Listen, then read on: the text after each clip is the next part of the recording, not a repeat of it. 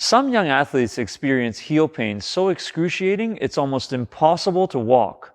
Sever's disease, or its technical name, calcaneal apophysitis, can be the culprit. If this happens to you or a young athlete you know, how can you get back to walking and sports pain-free? Today, we're here to provide you with the best evidence-based solutions to help you manage and alleviate the pain from Sever's disease and get you back on your feet again. Welcome to Move Better by Speed Training.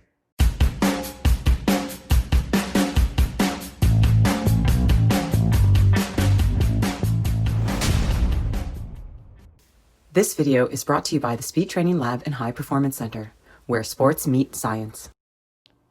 Hello, I'm Richard Bucciarelli.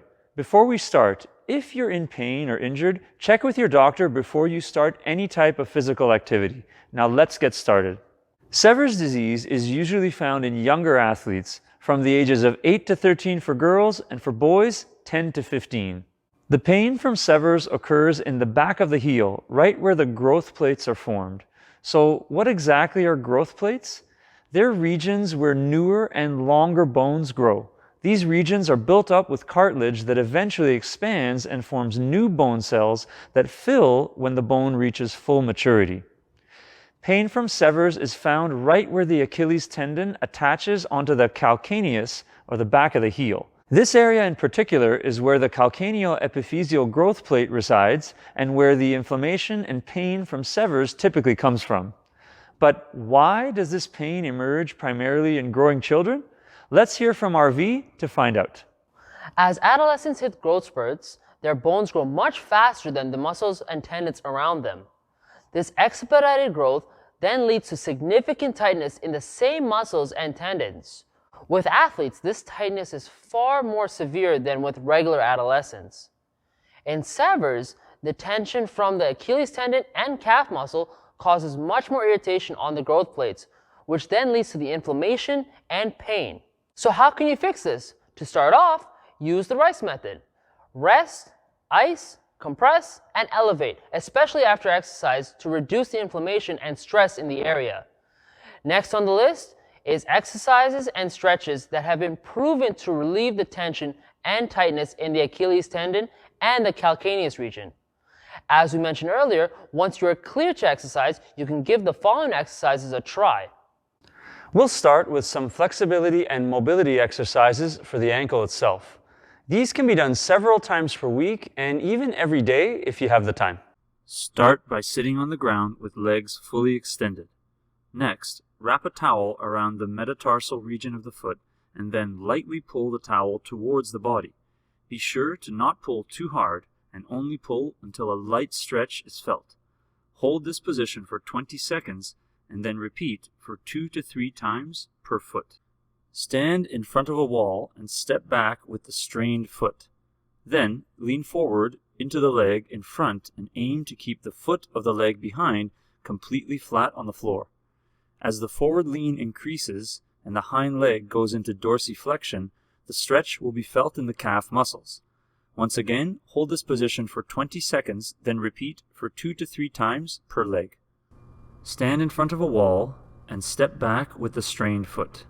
Then lean forward into the leg in front and aim to keep the foot of the leg behind completely flat on the floor, but have the knee slightly bent. As the forward lean increases and the hind leg goes into dorsiflexion, the stretch will be felt in the calf muscles. Once again, hold this position for 20 seconds, then repeat for 2 to 3 times per leg. In addition to flexibility and mobility, strength in the muscles of the foot and ankle are also a very important part of rehab and injury prevention. Let's have a look at the best strength exercises, which can be done 2 to 3 days per week with 1 day of rest in between each workout. Stand on a box or step. Raise the body up with both feet by plantar flexing the ankles and pushing the big toes into the ground. Then descend slowly, eccentrically loading the calf muscles in the process. Perform 2 sets of 5 to 6 repetitions per leg with 4 to 6 seconds for the downwards or eccentric loading during the movement. Sit on the floor with legs fully extended and place the foam roller underneath the calf muscle. Roll along the length of the muscle from close to the back of the knee to close to the Achilles tendon. Roll the middle of the calf as well as both the lateral and medial heads of the calf, seen here. If pain is not too excessive, roll the Achilles tendon from the front to the top to the bottom of the tendon in the same way. Perform one set of 4 to 5 rolls per leg. Standing upright, place most of the weight onto one leg and place the foot onto the lacrosse ball. Roll the ball in circles in a front to back motion around the heel and middle of the foot. As pain is slowly alleviated, apply more pressure onto the ball while still being able to roll the ball with comfort. Perform 2 sets of 10 circular rolls in both clockwise and counterclockwise directions. In addition to these exercises, there are also some things that you should consider when rehabilitating from this injury. First, when you get back on the field to train, try as much as possible to use both legs equally. This means if you jump, run, or kick, perform an equal number of repetitions with each leg as the front or lead leg. Second, adding more time into your warm-up for low-intensity cardiovascular training can also be really helpful. Use an exercise bike if possible with a low resistance, as this will give you a repetitive, controlled flexion and extension of the ankle. And you can add in between 10 to 15 minutes of this low-intensity exercise before the start of a regular warm-up, before training, or eventually competition.